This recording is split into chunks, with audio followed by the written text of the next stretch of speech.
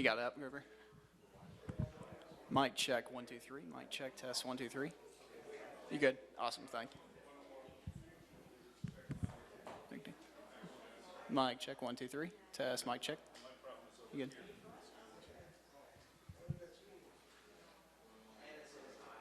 Oh. Tell the rest to say hi back if you get the chance.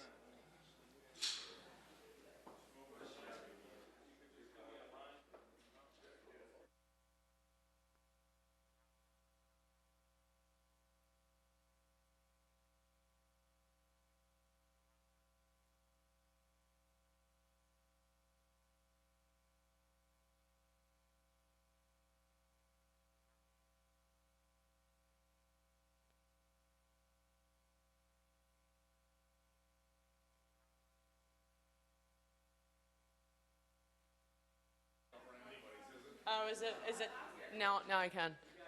Sorry, mic check, 1, 2, 1, 2. Mic check, 1, 2. Can you see it? Are all our lines good?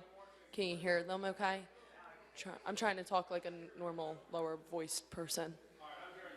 Okay. All good? All good? Okay. Are you good, Annie? Okay. Okay, yeah, no, you're fine. Figure while I'm here, I'm in a squatting position, so. I know. That's why I just said I'm talking lower. I'm trying to talk lower. I know, man. I know. Trying to talk lower. That's all right. That's my work mom. She can say that.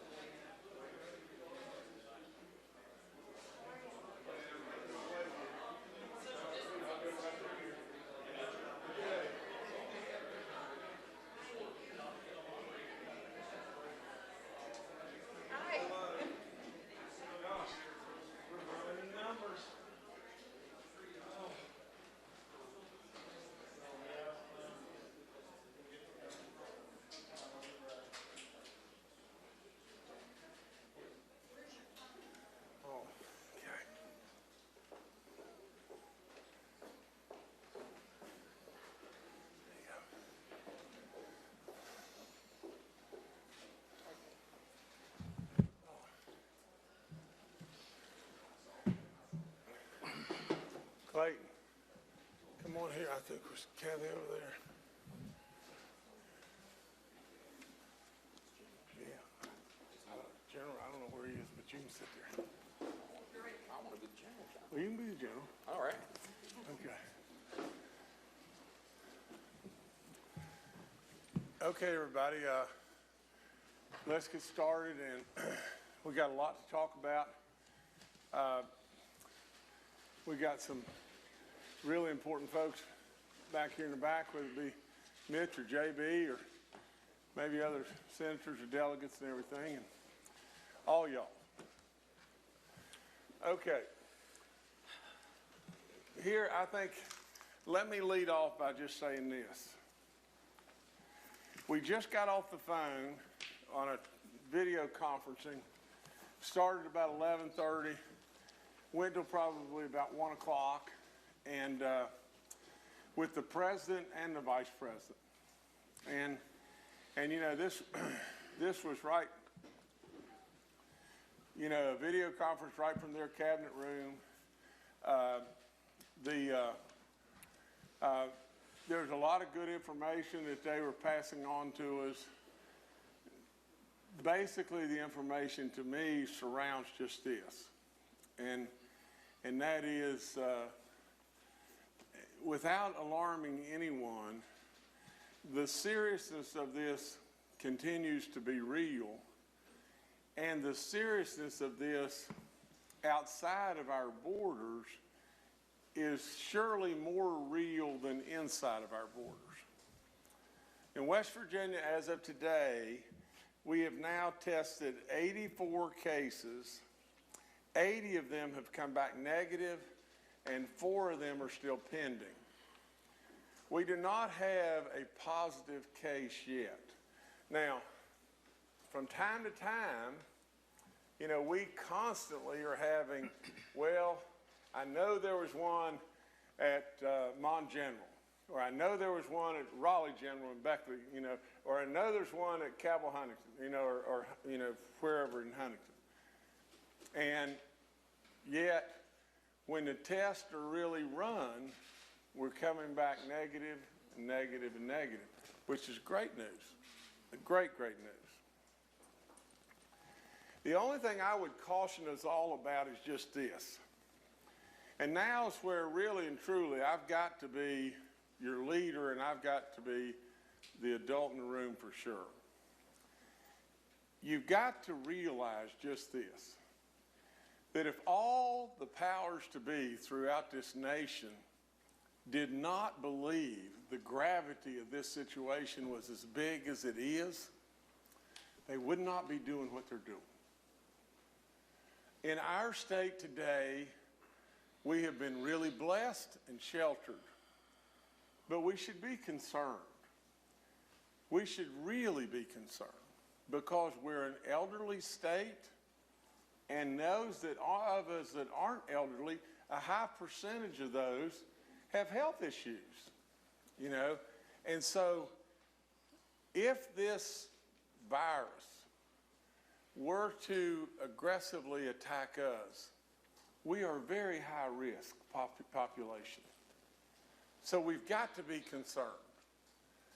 Don't be asleep at the switch. And that's why everything that started with preparedness and went to proactiveness is real that we're doing.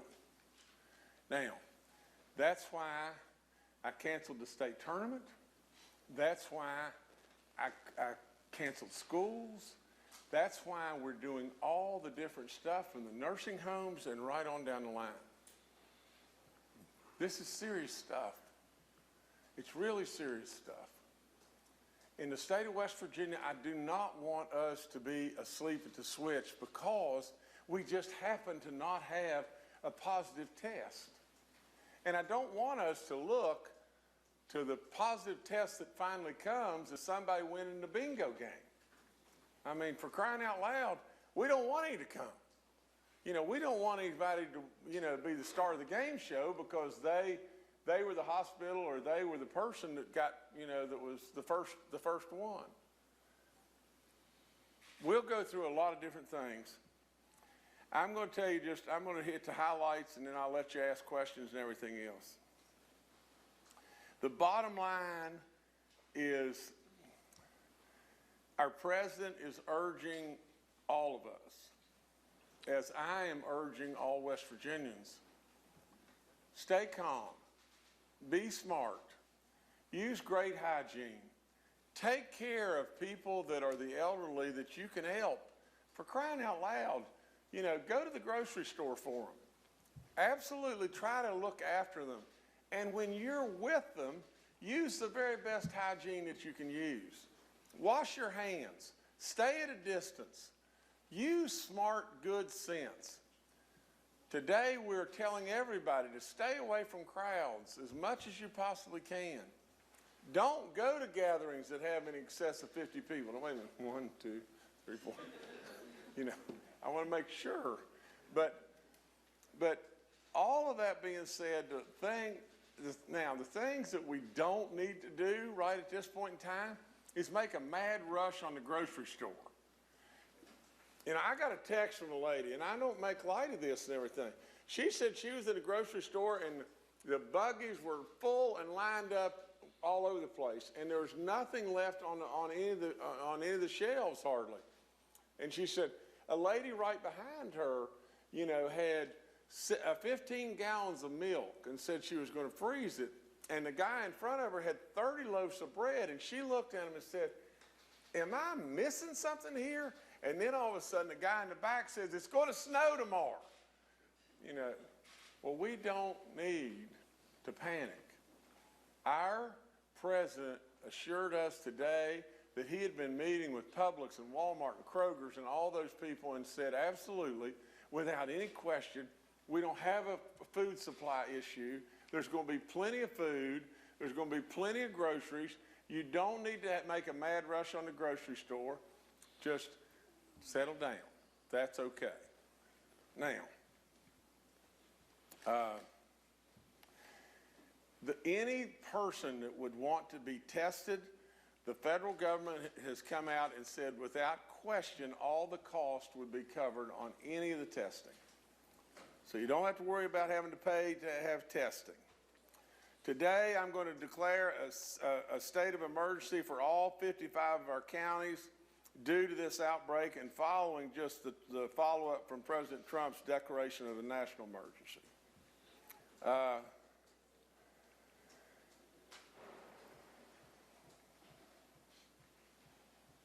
From the hospital standpoint, I'll get back to that in just 1 second.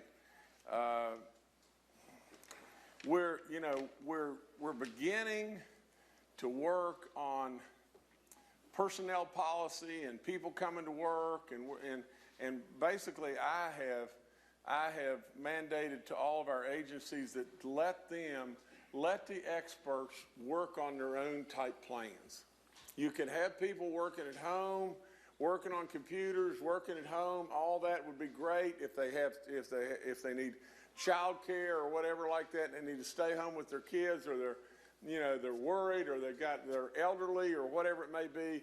We'll be working through and developing programs that will enable our people to be able to work and still get all the essential stuff done and do it in a way that is the most advantageous to all of us.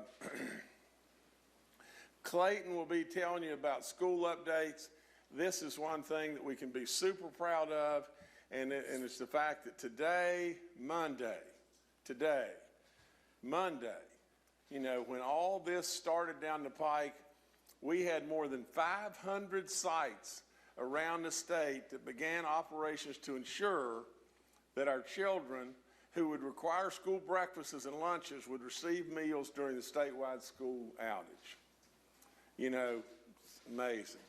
And you got a lot of people that are really, really stepping up, and whether it be the great school personnel that we have, you know, service personnel that we have, and all the great work that they have to do and everything in order to be able to ensure that we're able to do this. You've got not only that, but you've got religious groups and everything else that are jumping in and really helping in every way, shape, form, and fashion as well there. All schools will be closed until at least March 27th. We'll reevaluate as we go, keep people updated. I want to commend our Attorney General for his actions to combat fraud and scams and price gouging and all that stuff that's going on. Charlotte Lane, our chairwoman of the Public Service Commission, is doing a great job to try to give some guidance to the utility companies to say, look, you can't cut off somebody's utilities right now and everything if they're a little bit late paying their bill and all that because this situation is going on. And you've heard the health tips, and then I've got one last thing and I want to tell you, but I just want to make sure that it says, wash your hands, cough into your elbow, don't touch your face, and you see me nonstop touching my face. So, I mean, it's a bad habit and everything, so just do the best you can do and go and try again to wash your hands as much as possible. Now, one last thing that I'd like to tell you is just this is, I came up with this idea and we're floating it around and we're really working it right now to just see that there's resources that we have around the state, like the recent, it looks like the closing of Fairmont Regional.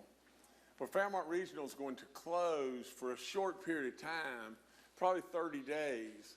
And in that 30-day period, there's going to be a transitioning of equipment that's there, moving that equipment out because it's got all kinds of liens and everything against it, and lots of problems there, and moving in equipment, newer equipment, everything from WVU, all the medical records and all that kind of stuff, and the processing, all that. It's going to take about 30 days to do that, and getting the proper CONs and all that kind of stuff in place and everything, where then WVU can reopen the hospital and Fairmont General can run, or Fairmont Regional can run until, basically bridging for 24 months or so till they build this new hospital, new 100-bed hospital that the WVU is going to build in the area. And that was a great outcome from the standpoint.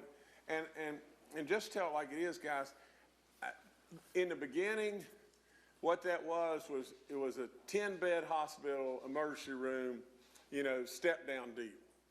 And all of, everybody that's here surely knows my position on it. My position was just straightforward as it could be. I'm not going to tolerate that. I'm not going to have that happen if there's any way in the world. So I stood really rock solid on the fact that the 7th largest city in our state can't do without a hospital.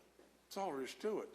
I mean, and so lo and behold, all of us got our heads together, and WVU was great, and they worked really hard at it and everything else. And now we've got a full service, brand new hospital going to be built right there in Fairmont. Can't be any better. All that they'll basically employ more people than is at the old hospital. All new stuff. Great outcome. The only reason I go through that is just this. In that window of 30 days, or maybe it takes 6 weeks, in that window of when that hospital may not be open, that hospital, the Wheeling Hospital, the Sistersville Hospital, there are resources in this state that what we need to do is move on right now, and try to get in all the supplies to those hospitals that if we were to happen to have an outbreak, we would be able to move people to those facilities and utilize those beds.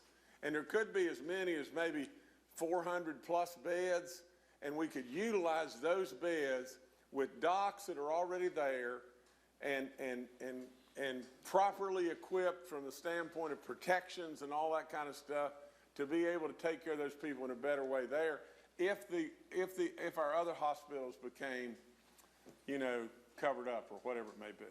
So with that, all that being said, we're still trying to do every single thing in a state that doesn't have one positive confirmed person yet.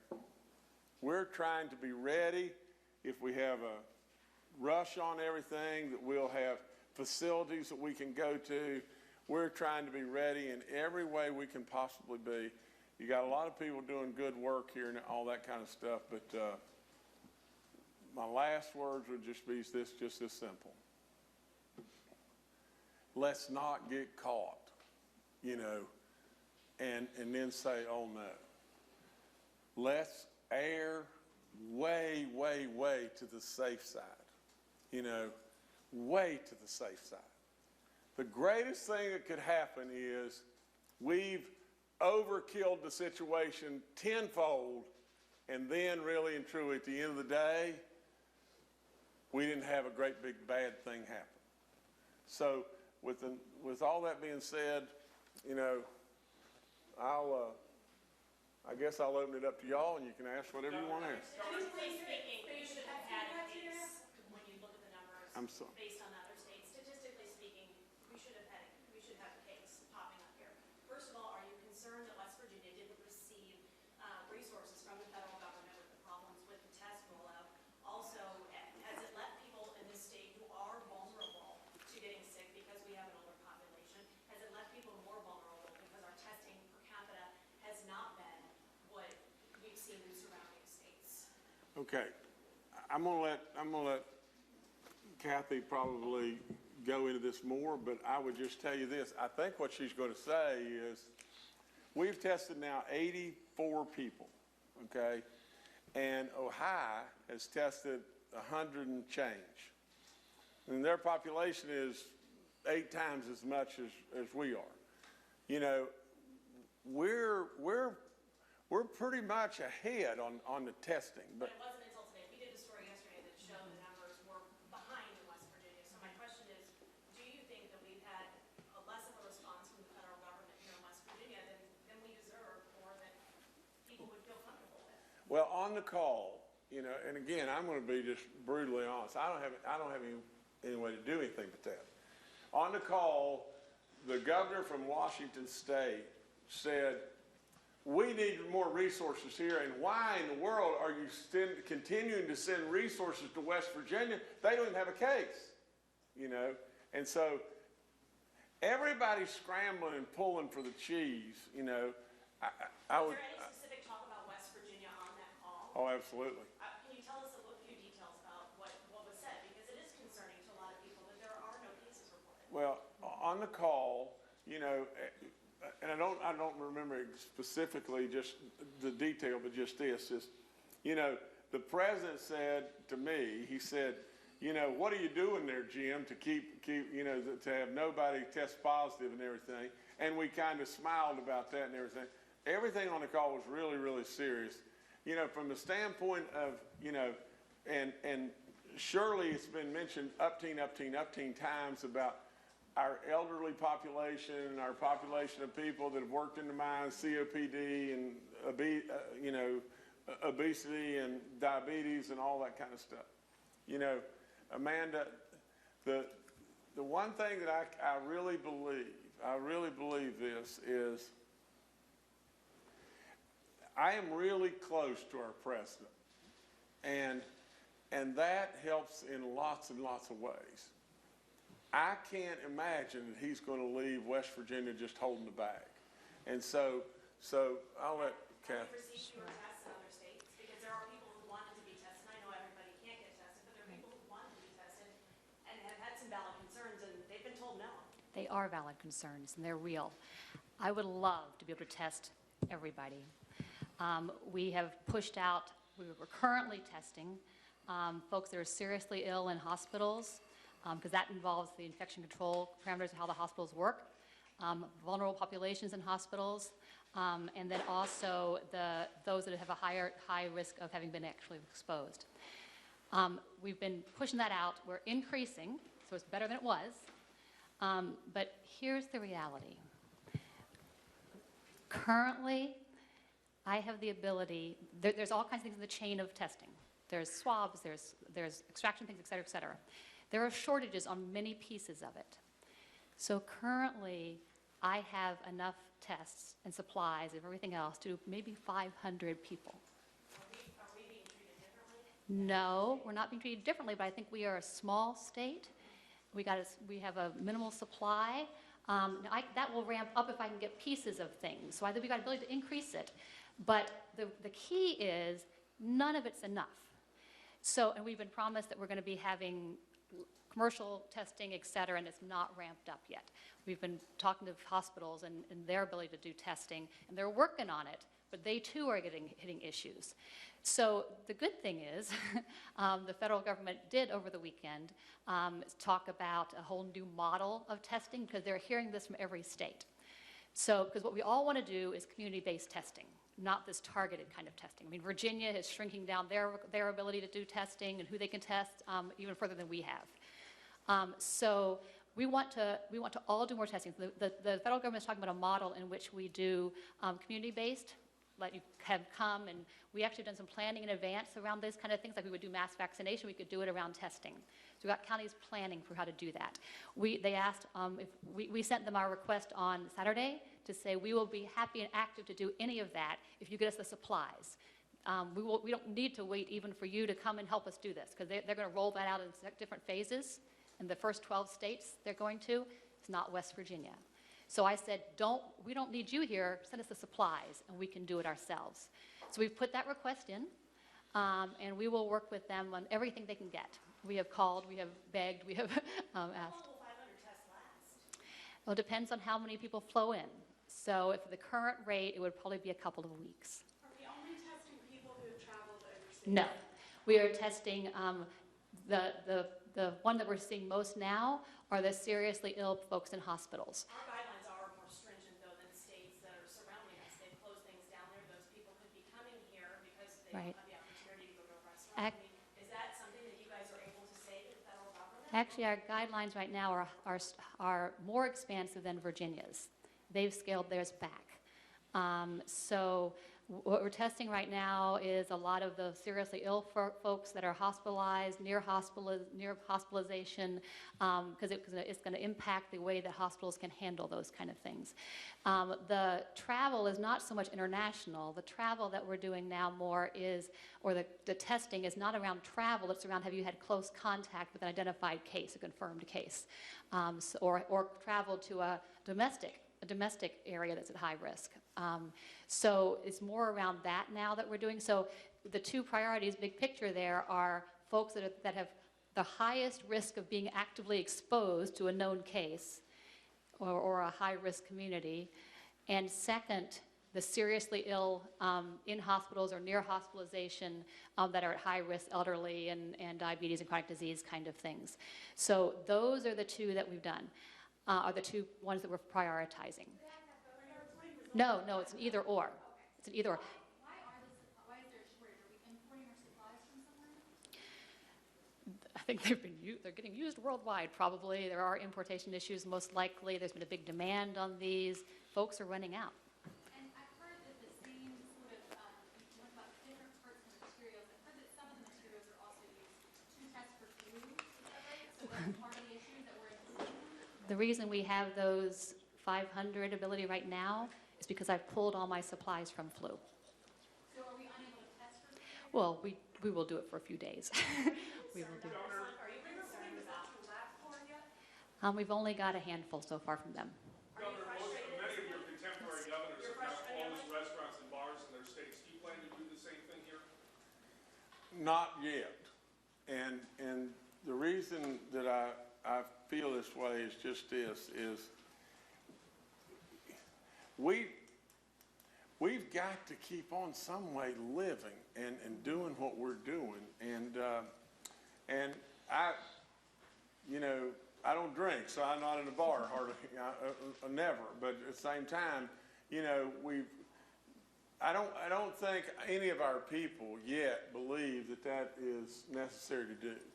And so if we don't watch out, and it may very well be that it comes to this, but at some point in time, if you believe, what our federal government and our federal people were working on today, they believe without question that if we don't have the supplies to do the testing now, we'll be getting the supplies. And we'll get the supplies, and the federal government is all over achieving that. As far as closing down gatherings, hopefully at a restaurant you're not all jammed in right on top of one another.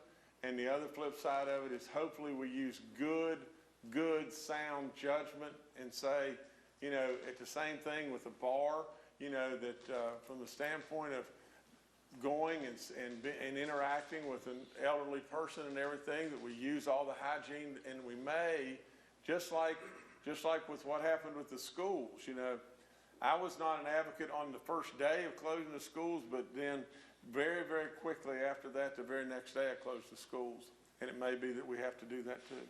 I would like to respond to Dr. Slingle on that question as well with the bars and the restaurants. Do you have any additional comments? You know, you have to, we may go to that spot at some point where, you know, right now you're looking at how can those function in ways that, again, you don't do the congregate gathering. You can be, people be further apart in smaller groups. We think every sector of society needs to be thinking about how do we do social distancing. So it's not necessarily about closing everything. It's about doing what your mission is, your critical mission is, in ways that are safer and more effective. Without the ability to test as many people as we want to test, would it not be prudent to shut things down because we don't have that ability? Well, we actually, and I think this is, I think to the governor's leadership and others, we are moving forward as not related to how many tests we have positive. We're moving forward based on just assuming that it'd be here and we'd be proactive.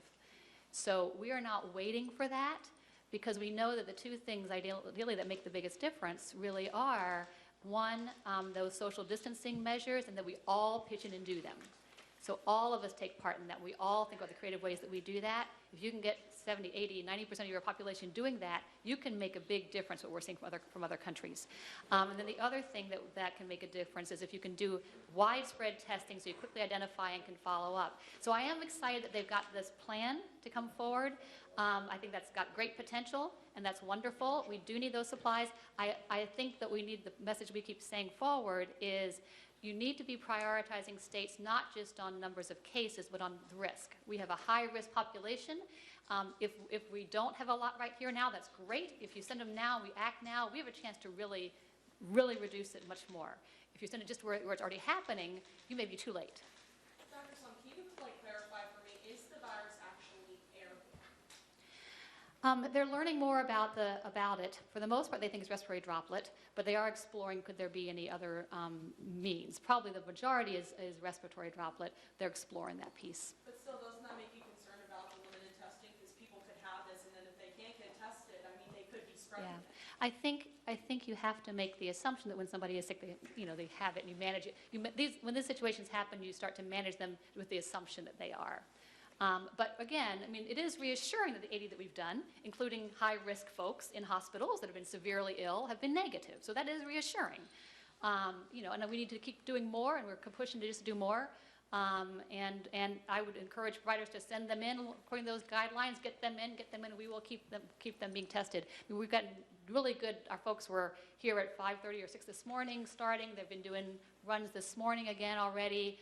So people are working really hard. And we're keeping up so far with the turnaround time. I want to follow up on my question about your frustrations. Are you frustrated about this? And can you just briefly talk about what you pulled from the supply to check people for flu to check for COVID-19? If you don't mind to just kind of clarify that. And are you frustrated? That's my first question. I think we're frustrated as a nation with that piece of it all. Specifically here then.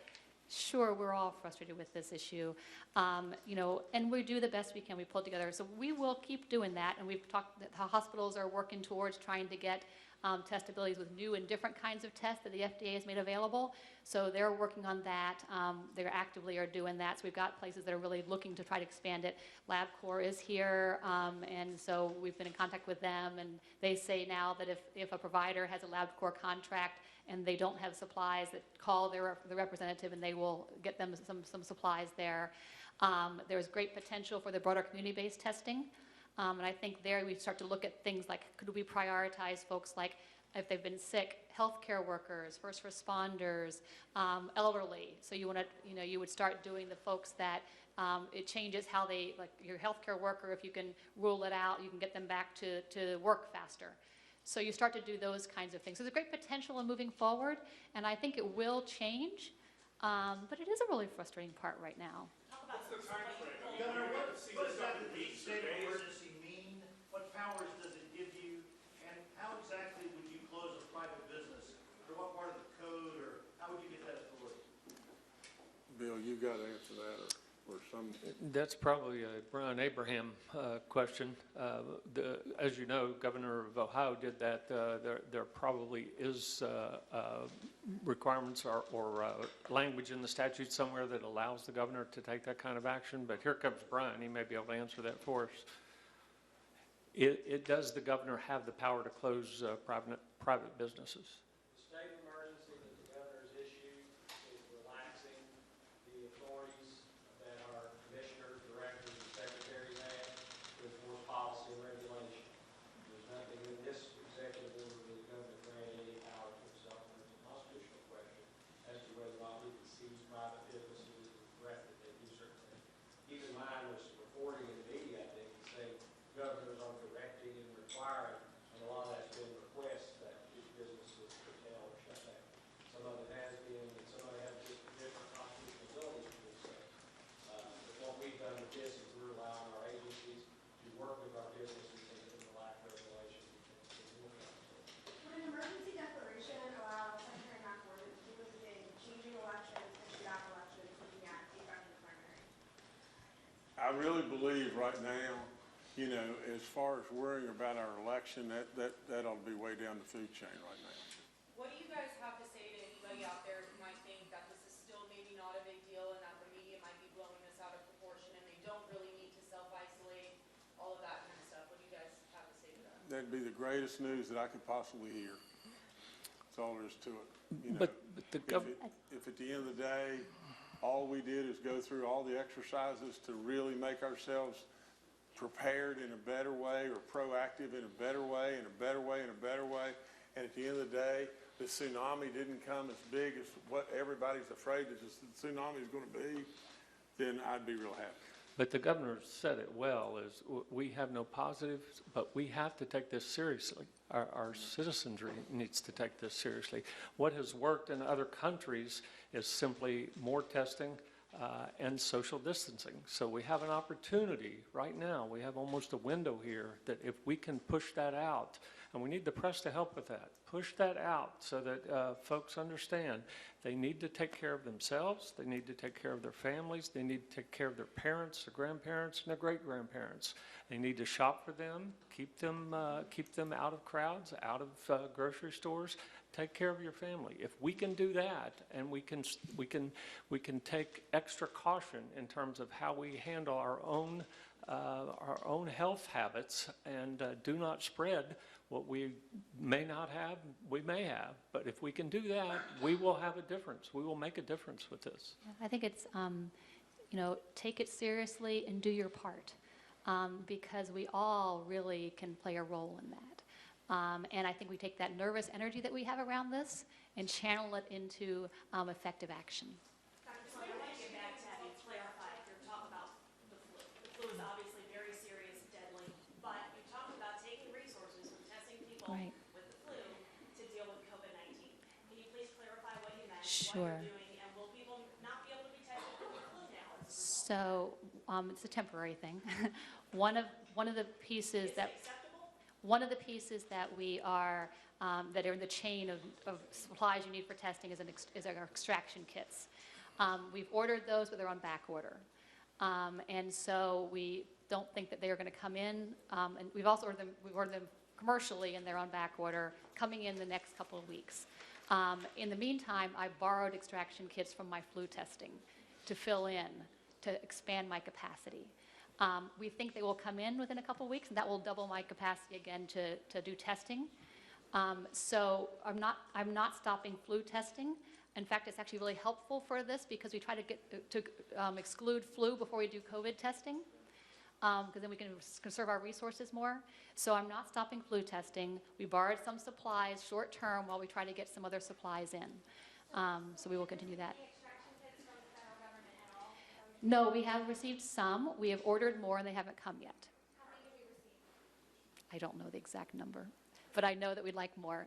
I don't know how soon they'll be here. Is there any delay getting results from LabCorp or issues getting results from LabCorp? No, we actually are electronically connected so that when they get a test and it gets into their electronic system, we automatically get that. And in fact, typically with diseases, we ask them to report the positives. We've actually asked them to report the positives and the negatives because I want to know how many they've tested. Governor, you were talking about borders earlier. I mean, we have people that live here that work in Virginia, D.C., Maryland, Ohio, Pennsylvania. Do we have any special strategies to deal with border counties and people who might be bringing things over? West Virginia is just a collage of border counties, period, when it really boils right down to it. Naturally, we're concerned about people living in West Virginia and going to Virginia and coming back. But you've got to understand just this now, and again, I want to do my job. I want to do my job right now for everybody. I want you to really listen to it, okay? We're all concerned, and it's awfully easy to go running in 50 different directions and everything get out of control. As far as our restaurants and our bars, that may be a situation that we address soon. As far as shutting down the Capitol or shutting down our cities or whatever it may be a situation we have to address soon. You've got to understand, this virus is without question in West Virginia probably somewhere right now. Whether we go back and forth to Virginia or not and everything is an issue, but it's here. But I want you to just listen to just what I've already said today. And I made 2 or 3 notes here and everything just to be able to not miss this. Today in West Virginia, we have 84 people tested and 80 negatives and 4 pending. Today in West Virginia, I would say to you, the federal government and everybody is saying, go to the grocery stores. For crying out loud, go to the grocery stores. If you want to go to Bob Evans and eat, go to Bob Evans and eat. If we get to the point in time where we've got to close the grocery stores and drive a truck around and whatever and bring groceries to people and everything, we'll do that. But today, don't have a mad rush on trying to buy all the toilet paper in the store. We'll get by. The other things I've said is your testing there is no cost to your testing. And if you're sick, we got to get you in and test you. You're hearing from Kathy in every way, shape, form, or fashion that, and from the federal government, that testing supplies are behind. Naturally, she's frustrated. We're all frustrated. Everybody's screaming to the top of the mountain and everything. We need more, we need more, we need more. Everybody's screaming that. For God's sakes of living, let's just tell the truth. We got in a situation where 96% of our antibiotics were made in China. Now, everybody's caught. Everybody's caught with a dilemma. And everybody's running playing catch up right now. We have declared a state of emergency. We are working on a personnel policy. We are working on the fact that these hospitals that have beds, we're working on a contingency plan to do something with those beds. We're working on what to do with capital restrictions right here and what to do there. We're absolutely doing an incredible job in feeding the kids on the very first day. Now, our Attorney General is all over this scam deal or people price gouging. The Public Service Commission is appealing to all the utilities to don't shut somebody's power off. We've given you all the health tips under the sun. And I would go back to just this. Surely, we've got to just keep screaming and screaming and screaming. We're an elderly population. We're exposed. We've got to have more testing abilities. We've got to have this. We've got to have that. That's what we're doing. That's what we're doing to the highest heavens. That's what we're doing. But we can't stop living. We can't stop living at this point in time. Governor, can you clarify what exactly does a state of emergency mean for West Virginia? Well, I've got to defer more to Brian Abraham on the official capacity of that. But from my standpoint, it was more of a follow-up from a national state of emergency, and then if you declare a state of emergency, then there are certain things within the state that become freed up and able to move easier. Now, all those particulars, Brian is going to have to tell me. Come up here, Brian. Can you clarify exactly what a state of emergency means for West Virginia? What does that free up, and how will that impact you? Well, under this order, it's Executive Order State of Emergency. It allows the governor to suspend certain laws and rules that we have in place. So purchasing issues, personnel issues, different types of regulations. So what we did in this one, first we declared all 55 counties a state of emergency.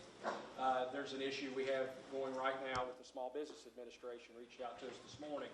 They need a declaration that our businesses and our counties are effective so they can put certain of their procedures in place. So this was necessary to effectuate that. With respect to the overall idea of this executive order in a state of emergency was to allow our secretaries, directors, and commissioners the ability to waive certain rules and regulations as necessary to deal with the changing environment. Can you give us some specifics? Our personnel rules, for instance, would be one, and as the governor mentioned, we're working. Or the purchasing rules that we talked about before. Right, so if we have an agency that needs to buy supplies, normally they'd have to go through the prolonged purchasing process, putting out a bid, et cetera. This frees them up to immediately go to the street and buy those supplies. Personnel rules may say that we're going to now relax the time requirements to be at work or how we work or sick days and deal with those. So it's pushing that out throughout our state. As we deal with businesses or agencies that or places that we regulate, it allows our directors or commissioners the ability, because maybe our hours are affected, the way you come in and apply for renewal for a license or an application for a license, it may be some timeline gets extended based on a case-by-case basis. It's just freeing up our agencies to do business with our public in a way that's more consistent with common sense. And can you give some specifics specifically for small businesses? I know a lot of people are really, really concerned because small businesses often deal with person-to-person interactions that are not necessarily happening now. Well, this would, as our agencies go, again, allow for, if there's some hardship on a business caused by this event, the agency would be allowed to release or waive certain restrictions and how it deals with that business. Now, as far as how their business operates with the public, this won't reach to that. That's a public-to-customer relationship. So this is only going to relate to how the government does business with our entities that we do out in the public. Can I make sure we don't miss something here? So, a few years back, we established a change with the state of preparedness and to augment our state of emergency. So, I just want to make sure people understand. The governor, several days ago, a week or two ago, we established a state of preparedness so the Guard and other entities could have more flexibility to work together. So, I've got LNOs in his shop helping with school food delivery. We've got LNOs in DHHR helping with the preparations, planning, and those things. So I think it's important for us to put in perspective, this is just the next phase of the governor's ability to provide more flexibility and more resources for state government to take care and support people. And the state of preparedness was designed to go back to the governor's point of, we got to use this as an opportunity as the citizens of the state of West Virginia to be better prepared for not just this, but for anything else that comes along. So one of the things Clayton and I talked about with Kathy and Bill this morning was, we know that school kids who are out, who may not have connectivity, normally go onto public TV. So we're going to go reach out onto public TV and put some more messaging out on things to help families prepare, medical surveillance, and those kind of things. So these are extensions of the governor's ability as the chief executive to bring all of us together and make us more focused on what we're supposed to be doing. Yeah, but if you could touch on how food distribution went today throughout the counties. I think Clayton I think it went great. Sure, we had over 505 sites ready today at 8 a.m. to begin food distribution. I will tell you that in a 48-hour period, when the governor announced the closure of school, the number one priority put to us was to make sure the children were fed on day one. And we can say unequivocally it was done. General Hoyer, the Guard, has stepped up and helped. I think we have to give a huge shout out to the service folks that stepped up, our cooks, our custodians, our bus drivers. But even though our teachers are charged to be preparing for these lessons at home, across the state, I've heard stories of teachers showing up today to help. And I think these good stories of our community and us just being true West Virginians was a prime example today of making sure every one of our children had a meal. Governor Justice, the president during a news conference that's happening right now just recommended nobody get in groups of more than 10 and limit discretionary travel. Just looking at these notes here, what are your thoughts on that? We need to dismiss, don't we? All right, now just listen. Let me just hit the real highlights one more time. I would tell all of us in our state, be concerned. Know this is serious stuff.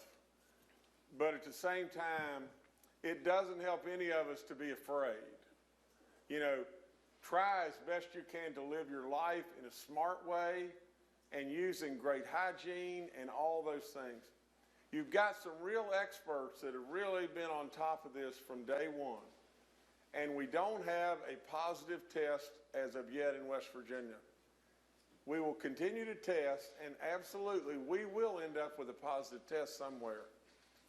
Let's just hope and pray in every way that, again, all the good work that these people are doing, and I will promise you we are on this every single minute of every single day. Whether it's getting the kids fed, or whether it's absolutely doing all the right things that we can do as far as the testing, whether it be the right thing as far as finding the hospital beds in case we have an emergency that we can go to, but we're on it. We're on it as the very best we can, and I would ask every West Virginian to do just this, and then we're done, and that is just this. Help each other. Look out after. Be great West Virginians. Be the people that love one another and try in every way to be smart, to use great hygiene, and help especially the elderly in every way. Now look, we're going to get through this. We're going to get through this, absolutely. Don't panic. Don't be afraid. Let's just get through it and everything. Is this a time when you need to have this relationship with the president? Is it a time when you need to pick up the phone and call him and say, we're not able to test the way we need to? Listen, I want you to know that from Kathy's standpoint, and Kathy's a superstar here, from her standpoint, we are not behind in the testing. I know if you look at 1.8 million people, for God's sakes, living, you'd like to test everybody, you know. But if you compare to what an Ohio or whatever's doing, Kathy would tell you we're not behind. But I would tell you we're working like cats and dogs to be able to get more and more and more and more supplies here, just in case we'd have a run that we'd have to do more tests. How are we able to double the numbers overnight of cases tested? With folks to especially on this hospitalized arenas, to get folks to send things in. And they picked up on those things, and they've been sending it in. Keep in mind, if we had 2 and we went to 4, would you be concerned that we'd doubled the number? I mean, we were at 40 and we went to 80. You know, I mean, 80 compared to our population, and I hear exactly what you're saying. We need a whole lot more kits. We need a whole lot more testing abilities and all that kind of stuff. We're working it. We're working it. Governor Justice, on the call with governors today, President Trump instructed governors that they should work on trying to find more ventilators and respirators themselves. Ryan Abraham mentioned purchasing earlier. Is that something you're working on? We're absolutely working it, but I think that Bill and Kathy both would tell you that they have almost exhausted that. And on the call am I correct in that? Secretary Azar was on the television last night on the press conference, who stated publicly they have thousands of respirators available at the federal level and have only had one request from one hospital for a few. That was last night in a press conference. And let me follow up. What I mean by this is this. From tasking the private sources and whatever like that, the federal government, here's exactly what they're doing. They're saying, now we want y'all all to look privately as much as you can before you come to us, but they're also saying to us, we got a mountain over here of them. So have you started doing that? Absolutely, absolutely. Dynamics and logistics of testing aside, I know it's very important. That aside,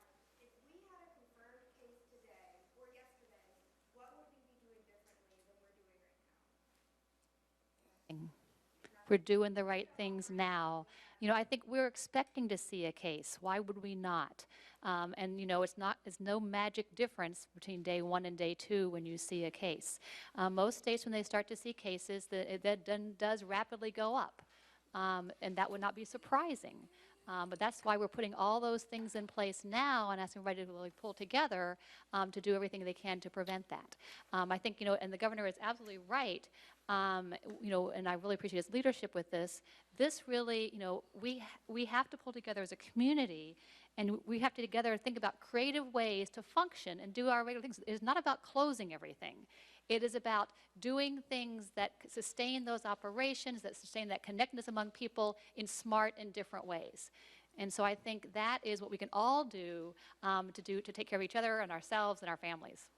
Gatherings of more than 10 people are discouraged when we think about businesses, factories, things like that. What kind of guidance is the state going to give these organizations? There are a couple of things. The mass gathering thing, the large groupings and community kind of things, that has to do, and CDC came out yesterday with some guidance around 50 or more for the large gatherings. The 10 is about small meetings that you get together otherwise. It's safer with groups of 10 or under in general. So that's if you were doing a church gathering of something that was 10 or family. You know, the more that you've got smaller groups of 10 in the same group of people, the less you intermix. It's all about not mixing folks in and out. So if you've got the same group of 10 or 12 that you're working with and you're there every day with each other, it's a little bit less chance of exposure, et cetera. So it's just all about not the intermixing. So the 10 is more for a small grouping, gathering kind of things. All of these issues, again, have to do with reducing risk. If you think of it in those terms, what we're doing is just reducing the risk everywhere we can of the transmission. So keep that in mind as you move forward. Again, I want to say I appreciate we had a couple of reporters who have put our website and the number in your articles.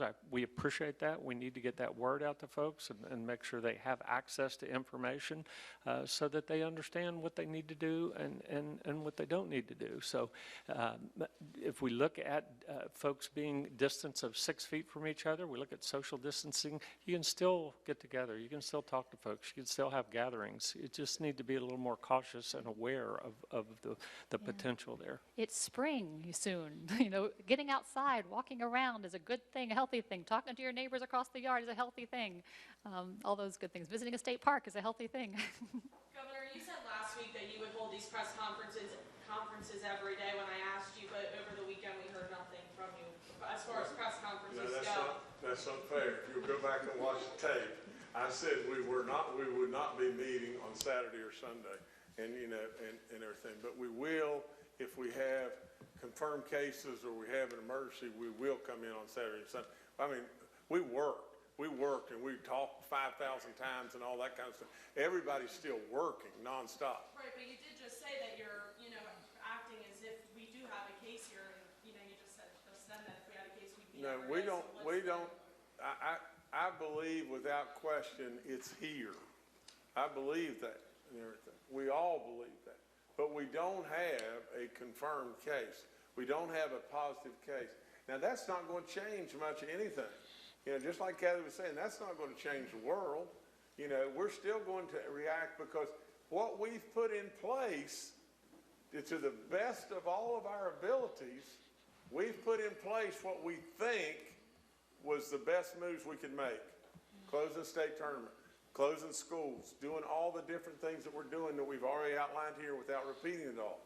We're moving in such a proactive way, we think we are absolutely doing everything that we can possibly do to make sure that we're safe. Now, the last thing I would say is we're better off today than we were yesterday. Mm-hmm. Every day that goes by, it's going to get warmer.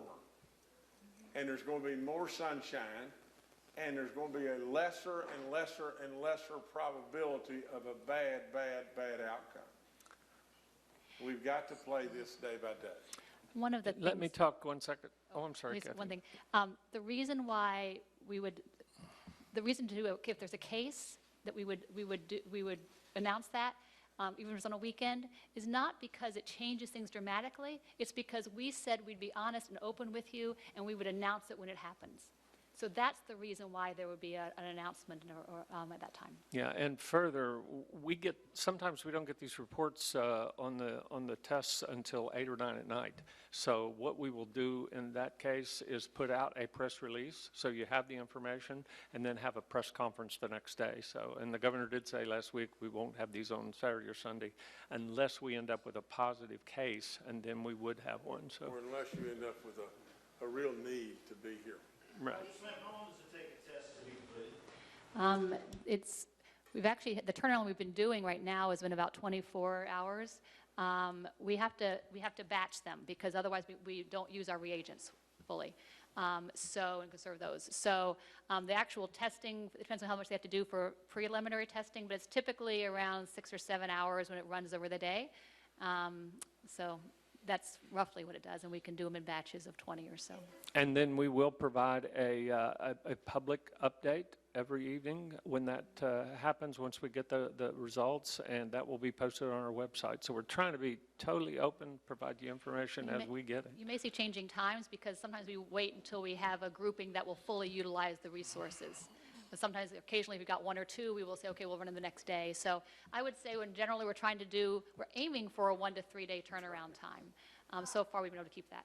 With the state saying that we're meeting here every day, is this room being sanitized? Is the Capitol building being sanitized? Other public state buildings? We have folks, yes. It takes some extra sanitation for y'all. No, I'm just teasing everyone. Believe me, we're working on everything. Everything's good, not good.